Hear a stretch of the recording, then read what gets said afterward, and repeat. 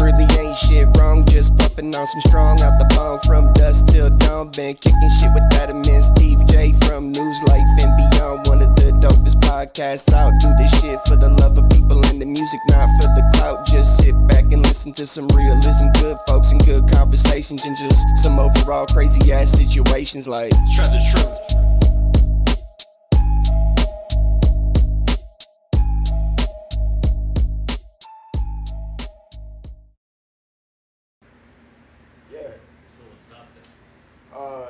Eventually it just got too crazy, you know, and I just couldn't. I was like, look, What stopped it from you bleeding? I got a colostomy bag. Oh, yeah, colostomy yeah. bag. I mean, you know, that's something that like I'm not too happy about, but like, well, would be, right? You know, it is. I don't think anybody would be. It was really terrible at first, but once you get used to wearing it and how everything works out and stuff like that, it's not too bad. Like, see, you didn't even know I had it. Like, you know, it's pretty. You know, but I'm actually getting this reversed. I'm getting put back to normal next month. You know, I'm getting my tumor taken out of me, and I'm getting put back to normal next month. But I'm gonna have to have a different bag attached to a different portion of my guts, so when I'm healing, you know what I'm saying, there's nothing that's hitting the spot that I'm healing in. So but that's only gonna be for 6 to 8 weeks. So Q, you better stay away from me. Yeah. Nah, believe it or not, it's not in that spot while it's. You know what I'm saying? I'll try not to. It just sounds gross. It sounds like it would be smelly and nasty and all this other shit, man. But it's. I don't smell nothing back there. Bro, I mean, I'm good at wearing. You know, I'm good at putting it on, wearing it. You know, and I'm a real clean person, so like, you know, I'd be smelling people that don't have a shit bag. That's no worries. Still what you're doing, Mom? Yeah. Yeah. You know, she's, you know, man, my baby mom's kind of a bitch, but she, you know, she don't really, I don't want to say she don't care, but she just thinks I'm invincible, you know what I'm saying? She just thinks, oh, you're going to be fine. Like, Q was just with me the other day, you know, and she was like, oh, look at him, he's fine. And I'm straight dying, you know what I mean? How does she feel about the bag? Man, she, at first she was real fucked up with it, but like over time she's gotten better, you know, about it. Half the time. Sure, anybody's gonna get used to it, right? Yeah, well, I mean, half the time there's nothing even in it, you know what I'm saying? And they give you so many of them, like, so I can just change it whenever, you know, and it's always, so it's really not, you know, as gross as it sounds, it's not as bad as you would think it would be, you know? And you have to wear it 24/7? Yeah. Yo, I mean, I can take it off when I shower and stuff like that, you know, but like, and I know it sounds crazy, but like, I swear to God, I got my shit timed, yo. You know, like, I know first thing in the morning, gonna make some kind of movements, you know what I mean? The end of the day, you know. Is it the same, does it feel the same like you taking shit? Yeah, well, yeah, you kind of, like normal? Over time, you kind of get like adjusted to like how it, you know when it's about to happen, yeah. It's So I'm saying, but when it happens, does it feel the same as? Yeah, kind of, sort of, but like it comes out. Like your stomach hurts sometimes if the shit too big. Yeah. Oh wow. A little bit, yeah. That's crazy. And like. Is it always like diarrhea? It's not hard bowels. Nah, dude. Sometimes sometimes it's both. It's different, you know. Yeah. You know, cause I'm. Does it hurt more if it's sour? Yeah, dude. Cause I'm on a pain medication, you know it. You know, and when it really, really constipated, it sucks. But for the most part, man, you just it sounds like it's so terrible, but it's really not as bad as you would think it would be. You know what I mean? Yeah, I used to fuck with this young kid that I had that he didn't have cancer or nothing, but he had something wrong with his bowels, so he had a bag. But yo, you could tell when he farts, all kinds of stuff, yo. Yeah. And he probably wasn't clean.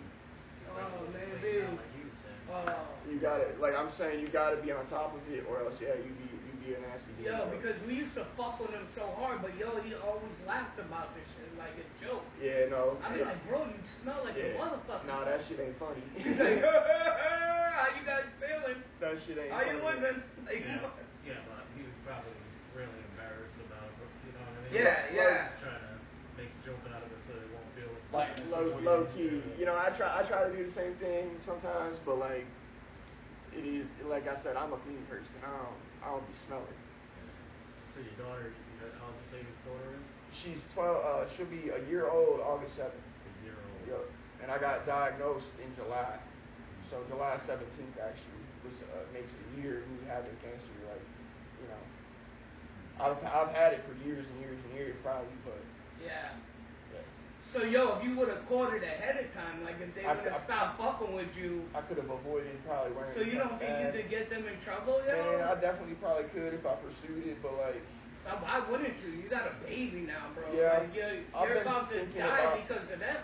I've been thinking about it honestly, but there'd be like so many people I'd have to go after, man. It's just, I don't know. And with the, stuff like that, the hospitals have so much money to and tie that shit up. I'm telling you, I signed so many papers, man, that like I don't even know what half of that shit said, man. And I'm like, they probably got some kind of clause, some fine print. Yeah, saying they're not liable. Yeah. Or whatever. Yeah. It's just a sad situation, bro. You know what I'm saying? Like, I think I'll be alright, though. You think you're gonna make it? I think so. You're gonna beat it? Like, so, for example, my oncologist, he doesn't think I should go ahead and get surgery. But at the end of the day, he just wants me to keep doing chemo and all of this other shit. And I told you chemo's worse. Well, I mean, I've been through it, and it is terrible. But what's really terrible is the radiation. That shit had me looking like a damn Holocaust victim, man. It really did. And because I'm already skinny as it is, so it's like, imagine if I lose 30 pounds, you know what I mean? That's how I was, yeah. So I just told him, like, look, man, I've done the chemo, I've done the immunotherapy, I've done the radiation, my tumor hasn't barely shrunk at all, you know what I'm saying? I'm still basically the same way I was, so I'm gonna just get the surgery and see where we go. I mean, like I was saying, I'm a lot younger than most people that have this, so I think I'll have a lot better of a fighting chance. Now, do you think when they do the surgery on you that they'll be able to get everything? No, probably not. I mean, I hope so. Yeah, I hope so. But I mean, if they don't, there's a chance that it could just really spread. Like my oncologist thinks it's just gonna really spread, and it's just gonna kill me and stuff like that. But I also think that he's just trying to get a paycheck for me to keep going to chemo treatments and shit like that. I feel like that about all the doctors.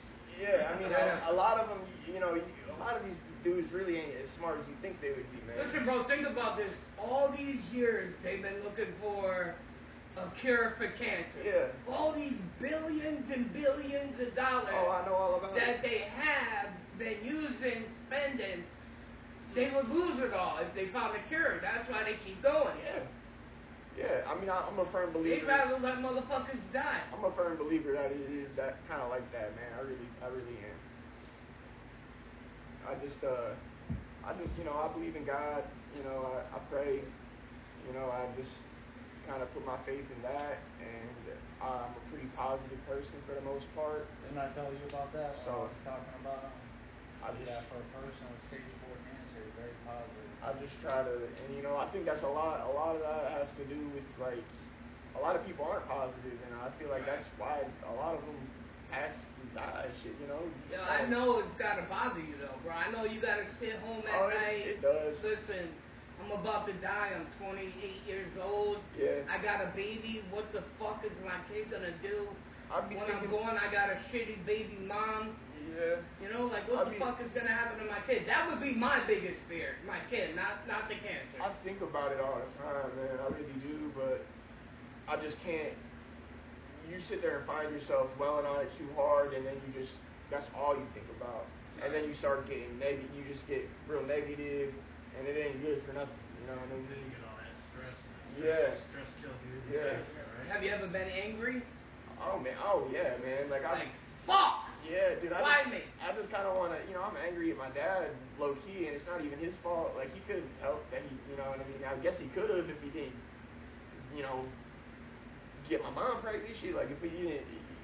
If I wasn't born, I guess I could have. But he didn't know it was hereditary. Well, his grandfather had it. His grandfather, not his actual father, but his grandfather. So it's So it passed. Yeah, he knew. So your dad might have had it, and you might not have had it. He knew it was. But it's skipped. And just the fact that it was hereditary, they should have been checking him. Yeah, they never, nobody ever really did, man.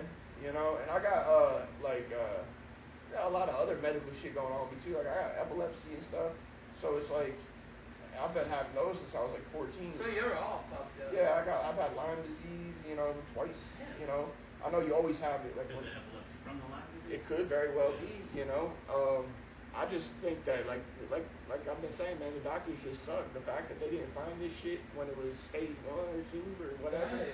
Because like, how do they just say you have some fucking bowel syndrome or something? Or well, you can run a blood test and cancer's clear as day. Like if you're looking at blood, they never check your blood. They check it all the time now. So what? Now they do. Yeah. Before. I guess not. You know what I mean? I don't. You never had blood work done? I have. That's what I'm saying. Like I don't understand why they didn't catch you. You can find out what type of test they took on you. You know what I'm saying? If they didn't check your blood for that, then you know why. I be thinking about doing this shit all the time, man. Just just trying to sue people and all of this other shit. Yeah. And then I just sit there and think like, is it really gonna be worth it in the end, man? Like, I mean, it might be, bro. You never know. I know, just all the stress of even trying to do it though. It's just What do you have for medical insurance? Shit, state insurance. State. Yeah, Husky. Do they cover everything that you need? Man, for the most part, yeah, actually, believe it or not. Yeah, everything, for real. So I was like kind of shocked with that. I know if I like look, they don't cover ambulance rides. That's the only thing they really don't cover. Yeah. Which don't, I don't really get that. But I got like a stacked up ambulance ride bill. You know what I'm saying? I got plenty of medical bills, that's for sure. I ain't paying none of them though. Fuck that. What do you do for work? Right now nothing, because I'm doing all of this. You get Social Security at least? Yeah, Social Security, disability. I make. I forgot. I do the cryptocurrency stuff. I have a whole NFT cryptocurrency project that I have. It's called Stoop Kids. Oh yeah, let's get into that. It's called Stoop Kids. We donate 50% of all profits to charity, but we've only sold 13% of our collection. So honestly, right now it's not so much profits; it's just proceeds in general that I'm donating to charity. I just donated $290 to the orphans in Gaza. They've been getting bombed since 2008, shit like that. So I just feel, I felt like that was a good thing to do. Now these orphans in Gaza can eat for 100 days. Is it NFTs? Yeah, NFTs. Just NFTs. We're selling. I have a 2,222 size collection of NFTs. Alright, so back it up. Yep. NFTs come into play. Yep. You find out about them through. How do you find out about NFTs? My boy Justin was just trying to get me into the crypto and stuff like that. And I had seen how these people were doing everything, and I had seen a few different projects do really well and be successful. So I just said, if these people can do it, why can't I? And this is kind of around the time I got diagnosed, and I just, I had nothing better really to do. I wasn't working anymore, so I just drew up, a design for my NFTs. I kind of came up with the idea to donate to charity, and went from there. I hired an artist, I hired a developer, hired just people in general to help me with the project. And so the first step you drew it. Yeah. You drew up and then you contacted. My boy Lewis, he's in Ireland. He's another person that I just met through Discord and stuff like that. But we kind of built a friendship. And I seen his work, and I told him Did you know him prior to that? Yeah, just a little bit, but nothing really. I didn't even know that he was an artist. I didn't even know that he could do that shit. And then just kind of somehow just all fell into place. And I was a part of this other server called Hallowed Grounds, and I just kind of, met this kid named CJ. He's from the UK, and he was telling me how he developed that. And I'm like, okay, well, if you did that, I'll pay you this much to do this for me. And, over time, about 6-7 months, I made the whole collection, put it out, I launched my NFT. We have 1,000 members total in the Discord. I got 1,000, plus followers on, Twitter. I made about $3,000 off the project since June 5th. Yeah. So we don't know much about NFTs. Right. So an NFT is basically, Not a bunch of books over the Yeah, it's And so basically it's that picture, the Yeah. artwork that you create. right. Do you have the artwork? Yeah, I'll show you. It's physical artwork. Well, it's like on the I'm gonna show you. So I go into my Phantom here.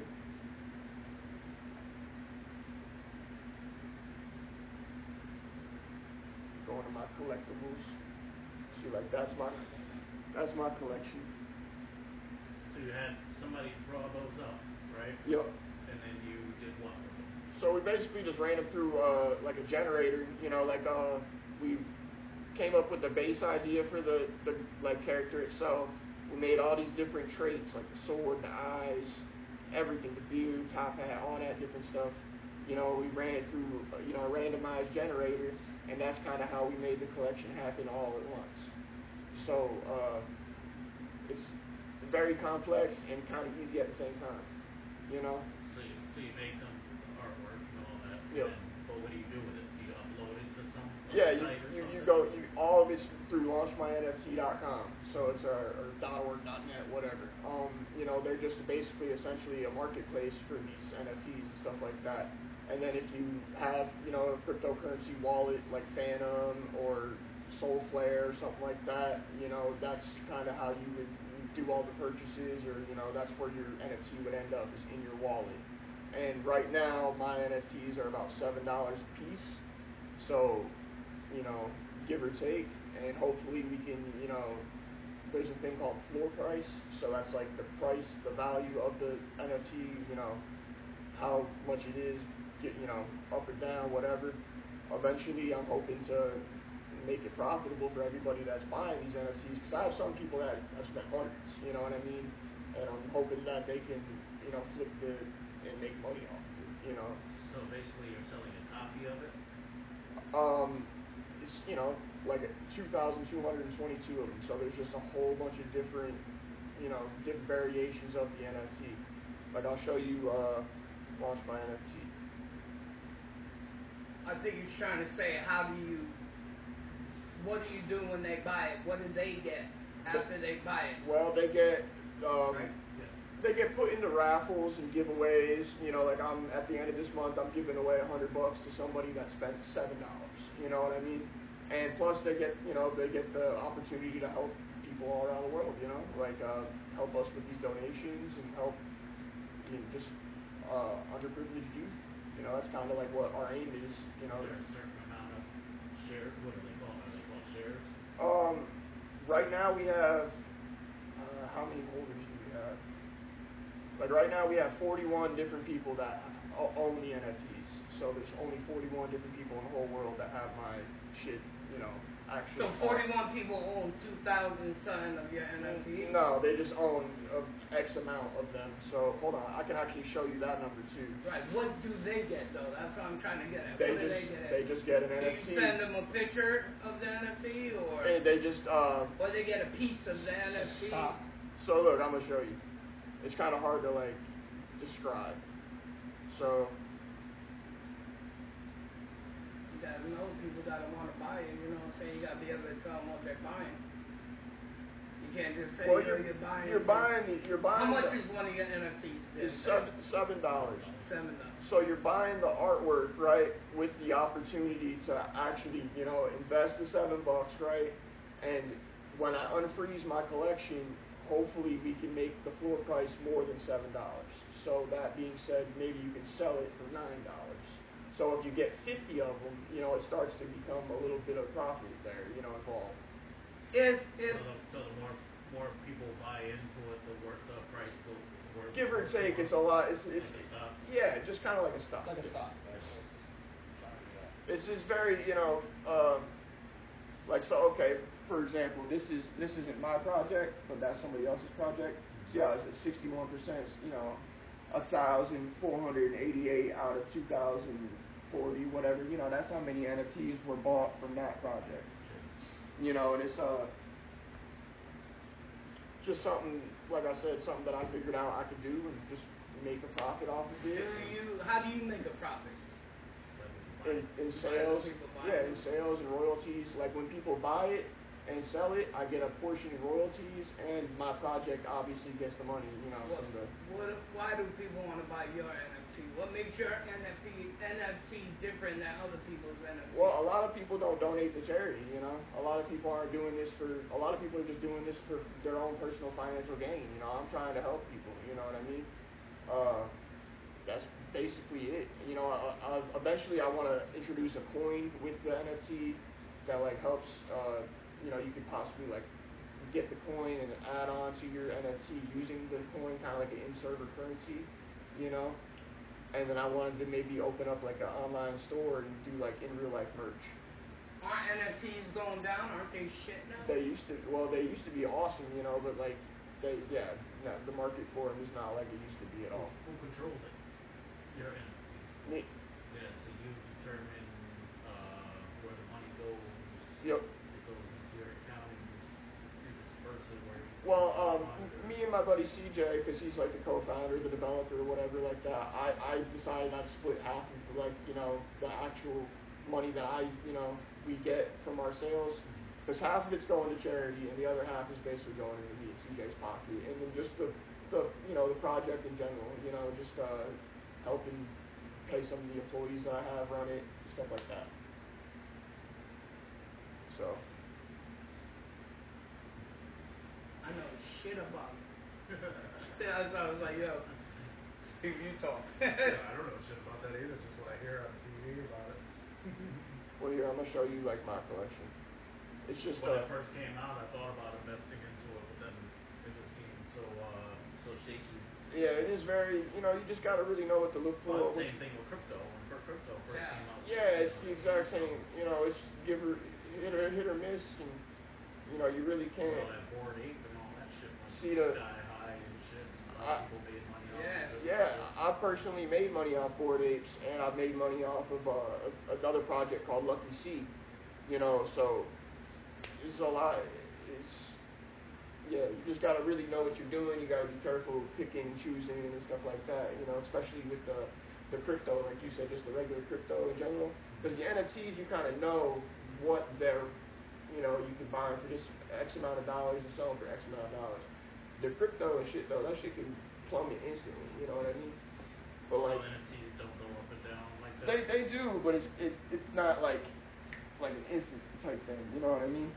So that's my project. Just, you know, I got, like I said, 13% sold out of the collection, and then, you know, these are already purchased. That you purchased? No, these are just other people's purchases. Yeah. Like I said, I made So those are all your NFTs, and people can buy them? Well, they're my projects NFTs, yeah. But other people can buy them, you know, and yeah. So when they buy your NFTs, they get to buy into all of them, or just one picture? They get one picture, one random, and it's random too. So they don't even know what you're gonna get. You can't, you know, once I unfreeze the yeah, you know, once I unfreeze the collection, then they'll you have a better idea of like picking and choosing, because then you'll be able to actually pick one that you want and buy it like that. And see, I could unfreeze it right now in my collection so people could sell all the shit they buy, but I'm trying to keep it, you know, so I don't want people just to, you know, necessarily turn around and just sell everything. This way I can keep it, you know, the value relevant and all of that shit. So, but I am unfreezing it next month, and that's when I'll start getting royalties. So you determine when it gets unfrozen? Yep. So once you unfreeze it, everybody can sell all their shit and then bounce if they wanted to, yeah. But like, see, I have a lot of like, you know, I have a few dedicated people that have 50, 100, you know, of them. So I don't think they're gonna do me like that. You know what I mean? Yeah. I have a lot of people that are trying to help me like make this be a success, so they can see people, you know, get help, you know, donations and all this shit. So when you unfreeze them, you still can keep selling them? Yeah. I don't know shit about this. Yep. See, the thing is, right now you can only buy them. You know what I'm saying? So you can't sell them yet. Alright. But yeah, I did that on purpose. You know what I mean? Just for the overall, like, just to make it work. I mean, I made $3,000 off sitting on my couch and selling shit off my phone. How much would you say you put into it to build it all? About $2,000. So I've probably profited about $1,000, you know. But it really just the money. I kind of was just generous, and I was paying my employees pretty well. I didn't have to put that much money into it, honestly. Because some of my employees are like from like third world countries and shit. Like so they need the money. This is something they can only You made them all on Discord? Yeah. Met a lot of them on Discord. Yeah. I hate Discord. Yeah, I wasn't the biggest fan of it either until Never used it. I really got to fucking with it. Yeah. That red light still on? Sure is. So any other kind of NFT shit you're into, or? No, I just I bought some Bitcoin. I wish I had kept my Bitcoin, man, because it just went sky high, and I just had like a couple $100 in Bitcoin. It was like $100 some odd. This guy does. And I just had, before it went skyrocketed, I had spent that shit on Dunkin' Donuts and stupid ass I shit. did the same thing. I had a couple hundred, and that just jumped up to like 600, so I sold it all. Yeah, well, Took my profit, and then I seen it going more, so I bought some more of it. So I got like a couple $100. My girl just don't really get the whole concept of it. She don't understand it, so she was just like, stop buying all that shit, you're wasting your money. And I'm telling her like, nah, this is gonna, because at the time it was only 97,000, and then it just jumped up to 122. Okay, if I had kept that shit, man, I'd have racks probably. I got a guy at my job that's invested into it before it skyrocketed and shit. But he don't even have to work no more. Yeah, no. He just works for fun. Yep, and there's other coins that are coming out and starting to be like Bitcoin. Like my project is built on Solana. Solana is like the Walmart version of Bitcoin. It's like $100 a share. Is that like right below Cardano, right? Yeah, it's $180 a share. Solana right now. I have a lot of whatever he tells me. You got a lot of everything. Yeah. Oh, you buying the coins? You buying the crypto? Whatever he tells me to buy, I buy it. Yeah, we bought them for like a whole year. We just started buying, but during the pandemic. It's a good idea, man.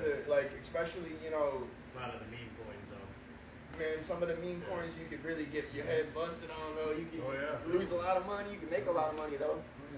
I made $90 just the other day. We do this smart though, because we as soon as we made some profit, we took it out. Yeah, that's how you got it. And left the play money in Yep. there, so that's all the play money that's in there now. Just the other day. Going up and down. Dogecoin, I'm actually making money. Dogecoin's going crazy right now, yeah. And I have like a million, I have a lot. Yeah. Yeah, a lot. Yeah. I made $90 off a $2 investment the other day in like 10 minutes. You can. That shit goes up, but that shit goes down. Yep. Goes down fast. Oh man. So what's gonna happen when you have surgery? What do they plan on doing to you? Like they said, recovery is gonna be about 5 to 8 weeks long for my my other temporary bag I'm gonna have. But other than that, man, they just scraping out my tumor, scraping out my cancer, and hopefully just getting me right. Hopefully, one can hope. How big is your tumor? On the inside of my colon, it's just like it's not too crazy. So it's not that big. But on the outside, it's a little bit bigger. It's nothing. Obviously you can't like see it or nothing protruding or nothing like that. So it's not. It's more or less of where it is. Right. That is fucking me up.